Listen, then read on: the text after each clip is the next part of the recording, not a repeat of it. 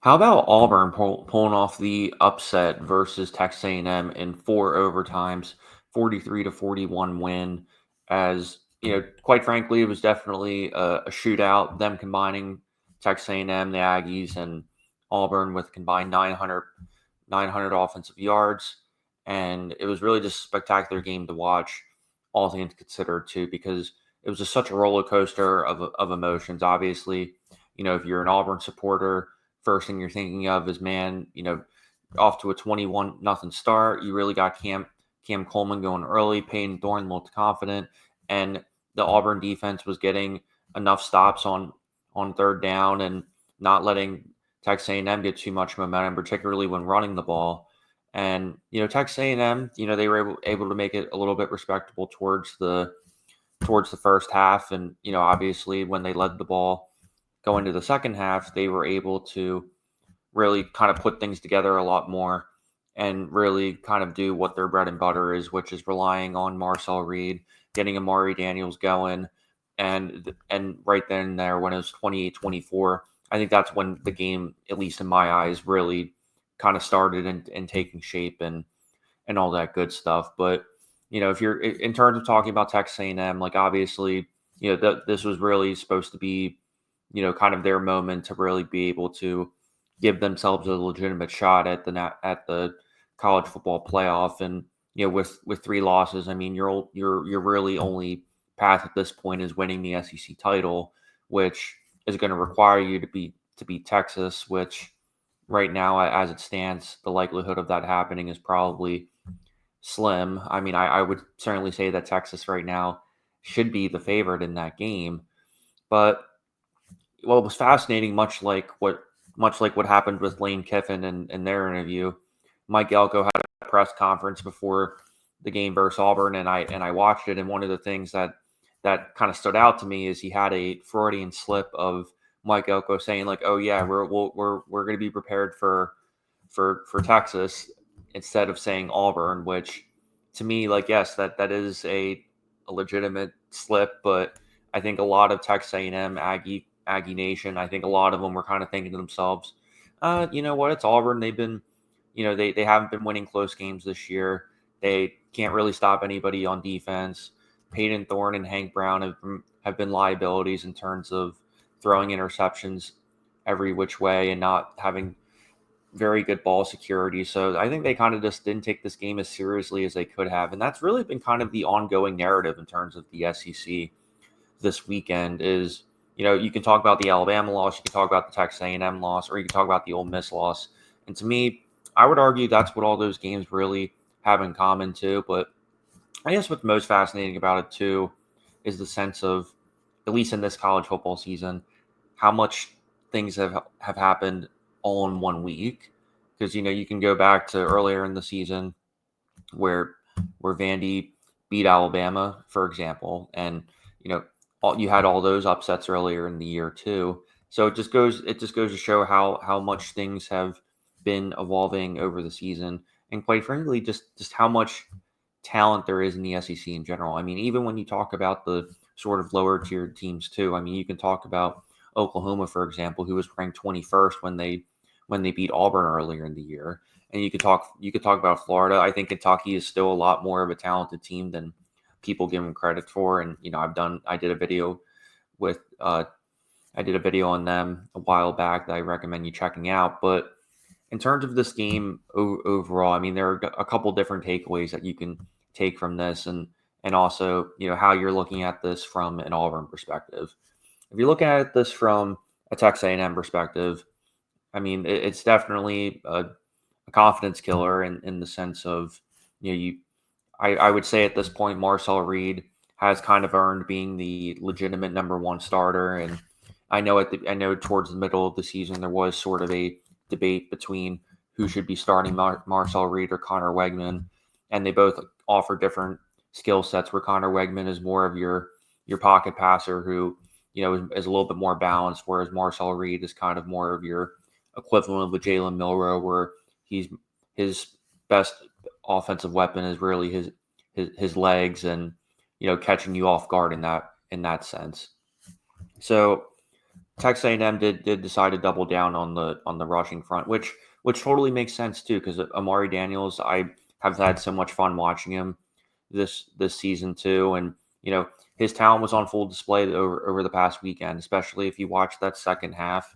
I was sitting there thinking to myself, man, Amari Daniels and Marcel Reed are really going to take over this game, and you know, hopefully, and probably end up winning this game too. Because when you look at this Auburn team, you know, I can go down the list in terms of one loss games that they have, or one score losses, excuse me. You could talk about the beginning versus UCal.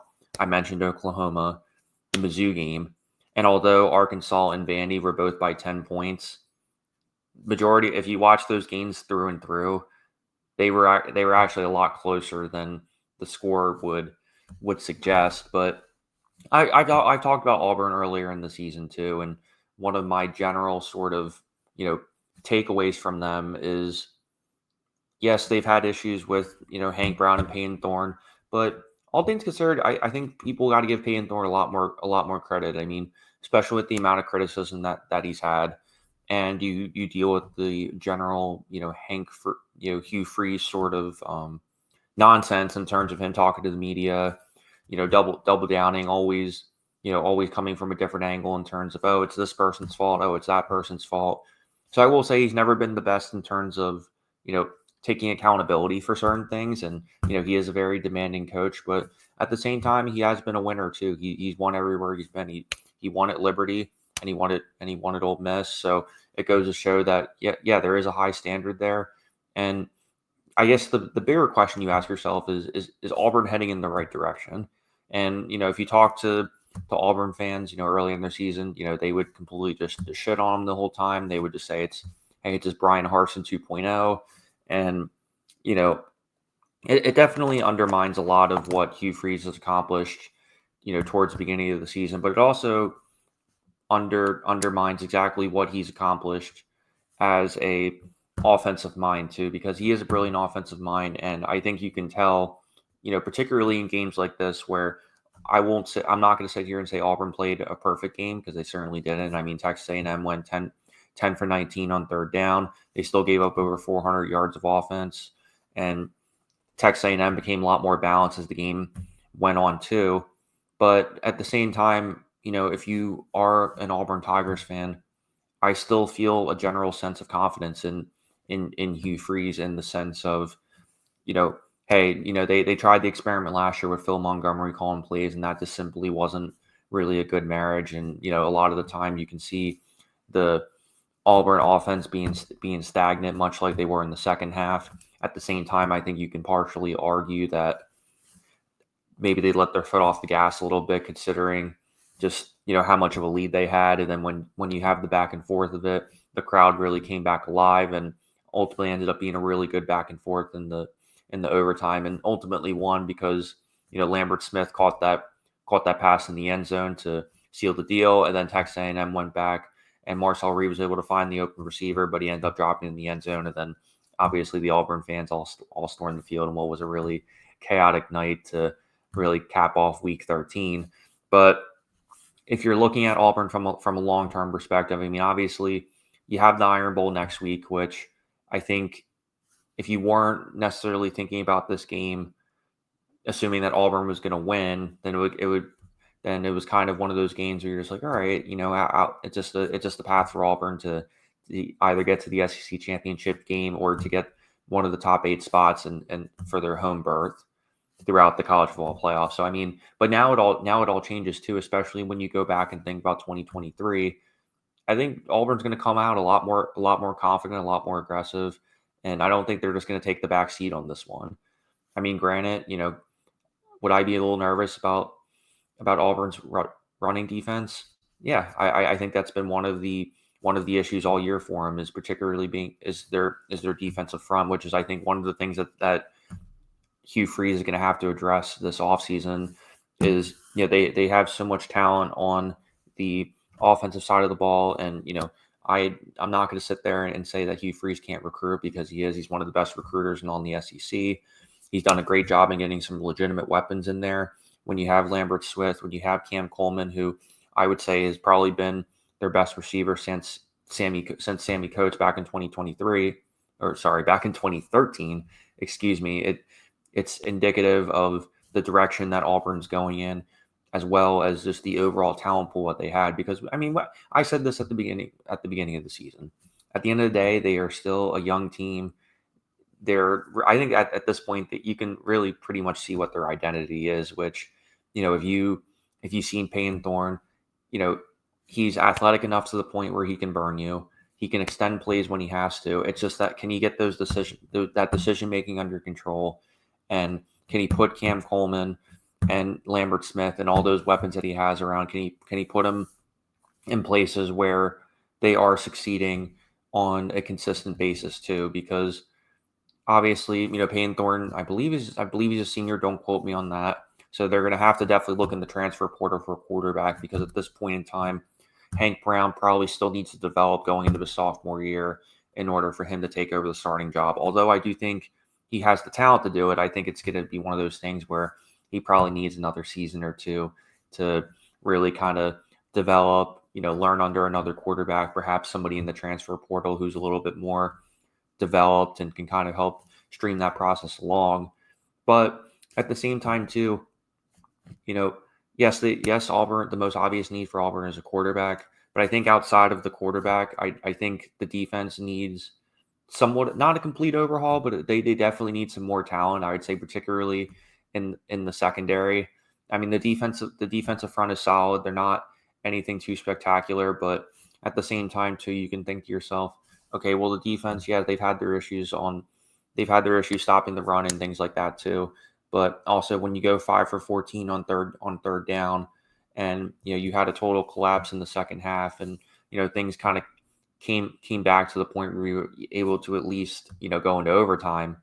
Those are the things that people are going to end up talking about. So it's definitely a much more optimistic spot than what we were talking about, let's say 2 months ago, after some consecutive losses, particularly in those one-score games that I alluded to earlier. But if you're looking forward for Auburn, hey, they really do have some young talent in this team that really got overlooked by some of the struggles that they've had earlier in the season too. And I get it. People are going to criticize Hugh Freeze for the drama that he had under Ole Miss. I'm not. This isn't the talk, so I'm not going to get into the drama there. But if you're Auburn, I've defended Hugh Freeze on this show multiple times, and I'll continue to do that. I do think he is the right coach for this program. It's the perfect blend between not necessarily being the Alabamas or the Michigans or the Ohio States, but Auburn is a legitimate program. I mean, if you go back to 10 years ago, when I was probably in beginning stages of high school, I remember Auburn consistently being a top 10 team all the time. And I think about the quarterbacks like Cam Newton, and I wonder about Bo Nix, for example. If Auburn could find their equivalent of Bo Nix again, because Bo Nix is just so much fun to watch, especially at Auburn too. I was watching this one highlight reel of him versus LSU. I'm watching that game tape back, and man, I was sitting there thinking to myself, hey, Payton Thorne is a solid quarterback, and I think he's progressed tremendously throughout the season, and he deserves credit for that. But if you can have a guy with the intangibles of Bo Nix who can really scale the field, and and force you to worry about the threat on whether it's him running the ball, whether it's him throwing, and even just that arm release too is just incredible to watch.